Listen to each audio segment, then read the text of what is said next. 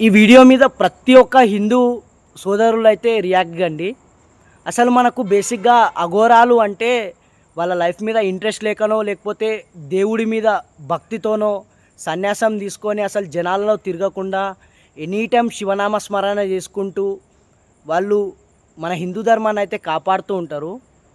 But తెలంగాణలోకొచ్చిన ఒక అఘోరి మాత్రం వాడెప్పుడొచ్చిండో, ఎందుకొచ్చిండో, ఎవని కోసం వచ్చిందో అస్సలు తెలవది.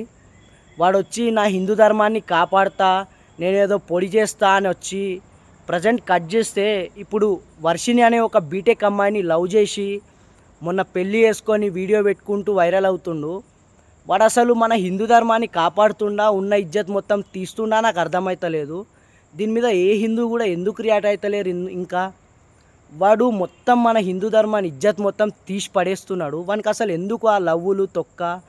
ఎప్పుడు శివనామ స్మరణ చేసుకుంటూ మన హిందూ ధర్మాన్ని కాపాడుతా అని వచ్చినోనికి లవ్వులు ఎందుకు అసలు నాకు అర్థం కాదు. వాని మీద ప్రతి ఒక్కడు కూడా రియాక్ట్ కండి. వాని తెలంగాణలోకి వెళ్ళి కాకుండా మన ఇండియాలోకి వెళ్ళి కూడా బైకాట్ చేయండి. ఆ కొడుకుని ఏడా కనిపిస్తాడా వాని బట్టలిప్పి మరి కొట్టుండి, తప్పు కూడా లేదు. మన హిందూ ధర్మాన్ని ఇజ్జత్ తీసే కొడుకులందరినీ అట్లనే చేయండి. ఇంకా మన హిందూ ధర్మాన్ని మనం కాపాడకపోతే ఎవరు కాపాడుకుంటారు భయ్యా.